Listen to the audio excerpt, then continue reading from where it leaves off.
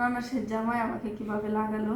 তো আমার বিয়ে হয়েছে পরে সবাই কেমন আছেন, আশা করি ভালো আছেন। আমার নাম সাউদা, আমি আসছি আমার জীবনে কিছু গল্প নিয়ে। আমার ননাসের জামাই আমাকে কিভাবে লাগালো। তো আমার বিয়ে হয়েছে পরে আমার স্বামী ঢাকা চলে যায়, যার জন্য মনে করেন আমি বাড়িতে একাই থাকি। আমার শাশুড়ি শ্বশুর আছে, আর আমার শ্বশুরটা একটু বেশি অসুস্থ, যার জন্য মনে করেন এত বেশি নাই। তো একদিন আমার ননাসের জামাই আসে আমাদের বাসায়। আমার শাশুড়ি এই সাজনা আনতে যে পাশের বাড়ির গাছ থেকে কিনা, আমি বাড়িতে বসে রান্না করতেছিলাম। তো আইসা তো মনে করেন পিছন দিয়ে আমার হঠাৎ করে জড়াই ধরছে। আমি তো ভয় পেয়ে গেছি, কিন্তু উনির সাথে আমার আগে থেকে ভাব ছিল। আমার জামাই থেকে দেখতে উনি অনেক সুন্দর আর হ্যান্ডসাম। তো তারা রেখে আমার মনে করেন যে আগের থেকে ভাবসাব ছিল। আগের থেকে আমরা প্রেম করে ফোনে কথা বলতাম মানুষের জামাইয়ের সাথে। তো মনে করেন অনেকদিন যাবার যায় আমাদের সাথে এরকম রিলেশন টিলেশন। তো আমার মানুষের জামাই এসে দেখেছে তো বাড়িতে নাকি, তখন আমার সেই পিছন থেকে জড়াই দেয়। আমি তো মনে করেন নুরে ধরা চিকের মানে যে কেনা না কেনা ধরছে, তাকায় তো দেয় সে দেখে। তো মনে করেন তার ঘামটা আমার শাড়ি আসলে মুছে দিচ্ছে, তার ঘরে নিয়ে যাই। যাই মনে করেন যে পাখার বাজার করতেছি, কলা টলাই ঢেলে বাইর করে দিছি ফ্রিজে, খাইতেছে পরে এলা মনে করেন যে আমার তো কইতেছে, দেখো আর কত এমনি জীবনটা চালাবে, চলে এবার আমার পলার বিয়ে করে ফেলি। আমি বললাম যে তুমি বলতো স্বামীর কাছে নাই, মনে মনে বলতেছি যে তুমি বলতো স্বামীর কাছে নাই, যেহেতু আইসে একটা ইয়ে মারি। তখন আমি বললাম যে দেখেন জোলা ভাই, আমার না একটা জিনিস লাগবে। তখন আমি বললাম যে আপনি যেটা আমার নানা সেলাই করেন এটা আমার সাথে করেন, অনেকদিন তো হয়েছে আপনার শালা বাড়িতে নেই। তখন বলতেছে হ্যাঁ সত্যি তো। তখন সে রাজি হইল।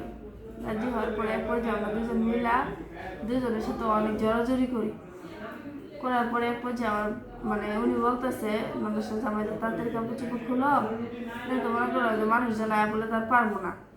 ঠিক আছে, তখন আমি কাপড় চোপড় খুলি, সেও খুলে মনে করো যে এক পর্যায়ে আমরা খেলাধুলা লাগাই দিই। মানে এত জোরে জোরে খেলতেছে, আমার খাটায় মনে করেন যে লং পড়ে গেছে খেলার ঠেলায়, এত জোরে জোরে মারতেছিল। তখন তো মনে মানে একটা চিল্লানি মারছে, তখন আবার সে আমার মুখে চাপ দিয়ে দিল। চিল্লাম দিলে জানে যে লোকজন আইলে আবার ঝামেলা করে। আমার স্বামী তার বাড়িতে নেই, কে এত মানে ঘরের ভিতরে ঢুকছে। তখন আমার শ্বশুর ওই রুম থেকে কাশাকাশি মানে কাশতেছে গলায়। তখন আমি তো ডরাই গেছি, শ্বশুর নেবো উঠে আসর করে। তখন সে বলতেছে না আব্বার পিছনে বাড়ি দিয়ে আটকে থেয়েছি। আমি আচ্ছা ঠিক আছে, তো কিছু অন্য খেলাধুলা করি। তো আমার নানার সাথে আমার যন্ত্রটা দেখে তো আমি আরো ভালো হয়ে যাই। ওর যন্ত্রটা এত মোটা, এত সুন্দর, এত লম্বা, মানে আমার সাথে খেলা যেতে আমার কাছে অনেক ভালো লাগে। যে আমার স্বামীর থেকে বেশি ভালো লাগে নানার স্বামীরটা। যখন আমার ভিতরে দেয় তখন মনে হয় যে আমার কাছে অনেক সুখ। মানে সমুদ্রতে ঢেউ যেভাবে খেলে এভাবে ঢেউ খেলা শুরু করে।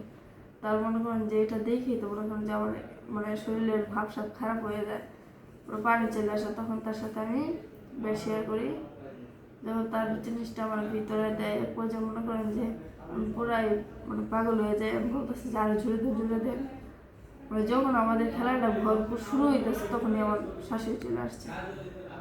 শাশুড়ি এসে টাকাটা নিয়ে করতেছে, তখন আমি দৌড় দিয়ে করতে বেরিয়ে যাওয়ার পরে মানে আমি কি করবো, অন্যদের সাথে আমি আমার রুমে, আমি তো আমার রুম থেকে চলে দিচ্ছি। আমার শাশুড়ি যদি কিছু বলে, তো আমার শাশুড়ি বলতেছে যে রান্না বান্না শুরু করে দাও। আবার আমার মেয়ের জামাই, আমি তো শুধু জানি সাথে আইসে করছে।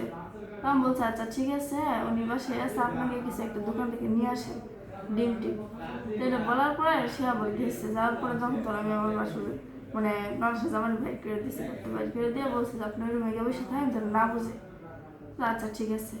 তখন আমি গোসল টোসল করে ফ্রেশ ট্রেশ হয়ে রান্না বান্না শেষ করছি। উনিও মনে করেন গোসল টোসল করে মানে পুরো হয়ে গেছে। আমার শাশুড়ি এসে দেখে কেউ কোনো কিছু বুঝতে পারে নাই। সবাইও বলে যে ননদ জামাই সবাই থাকে, এটা নিজের বোন জামাইয়ের মতোই সবাই মানে ননদ জামাইয়ের ছোটো বোনের মতোই দেখা উচিত। সবাই বলে আর কোনো ভুল যেন কেউ কিছু কোনোদিন না করে, এটা বলার উদ্দেশ্যে যে কখন মানুষ যেন এরকম ভুল না করে।